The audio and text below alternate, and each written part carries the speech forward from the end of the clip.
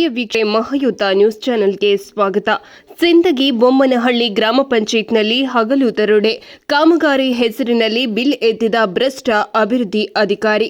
S ಹೌದು ವೀಕ್ಷಕರೇ, ವಿಜಯಪುರ ಜಿಲ್ಲೆಯ ಸಿಂದಗಿ ತಾಲೂಕಿನ ಬೊಮ್ಮನಹಳ್ಳಿ ಗ್ರಾಮ ಪಂಚಾಯಿತಿಯ ಬೊಮ್ಮನಹಳ್ಳಿ ಗ್ರಾಮದ ಅಭಿವೃದ್ಧಿ ಹೆಸರಿನಲ್ಲಿ ಸಾಕಷ್ಟು ಭ್ರಷ್ಟಾಚಾರವಾಗಿದೆ. ನಕಲಿ ದಾಖಲೆ ಪತ್ರಗಳನ್ನು ಸೃಷ್ಟಿ ಮಾಡಿ ಭಾರೀ ಪ್ರಮಾಣದ ಹಣವನ್ನು ಲೂಟಿ ಮಾಡುತ್ತಿದ್ದಾರೆ. ಬೊಮ್ಮನಹಳ್ಳಿ ಗ್ರಾಮದ ಶುದ್ಧ ಕುಡಿಯುವ ನೀರಿನ ಘಟಕ ಸರಿಸುಮಾರು 2 ರಿಂದ 3 ವರ್ಷಗಳಿಂದ ದುರಸ್ತಿ ಇಲ್ಲದಿದ್ದು, ಸ್ಥಳೀಯ ಗ್ರಾಮ ಪಂಚಾಯಿತಿ ಸದಸ್ಯರು ಹಾಗೂ ಪಿಡಿಒ ಕೈಚೆಲ್ಲಿ ಕುಳಿತಿರುವುದು ಗ್ರಾಮಸ್ಥರ ಕೆಂಗಣ್ಣಿಗೆ ಗುರಿಯಾಗಿದ್ದಾರೆ. ಇಲ್ಲಿನ ಗ್ರಾಮಸ್ಥರು ಸರಿಸುಮಾರು 1 ಕಿಲೋಮೀಟರ್ ದೂರದಿಂದ ಕುಡಿಯುವ ನೀರು ತರುವುದು ಪ್ರತಿದಿನವೂ ತಲೆನೋವಾಗಿದೆ.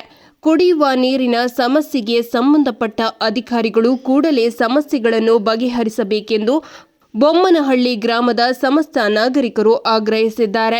ಮಹಾಯುದ್ಧ ಟಿವಿಗೆ ನಮಸ್ಕಾರ. ವಿಜಯಪುರ ಜಿಲ್ಲೆ ಸಿಂದಗಿ ತಾಲೂಕಿನ ಬೊಮ್ಮನಹಳ್ಳಿ ಗ್ರಾಮ ಪಂಚಾಯತಿ ವ್ಯಾಪ್ತಿಯಲ್ಲಿ ನಾವು ಬಂದಿರೋದು.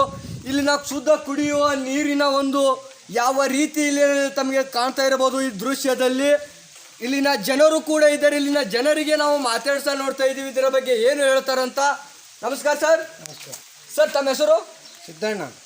ಸರ್, ಇದು ಶುದ್ಧ ಕುಡಿಯುವ ನೀರು ಎಷ್ಟು ದಿನ ಚಾಲು ಇದೆ ಸರ್ ಇಲ್ಲಿ ಈ ಗ್ರಾಮದಲ್ಲಿ? ಇದು ತಂದು ಕುಂದಿರ್ಸ್ಯಾರ, ಅಂದಿನ ಹಿಡಿದು ಹೊಟ್ಟೆ ನೀರೇ ಬಂದಿಲ್ರಿ.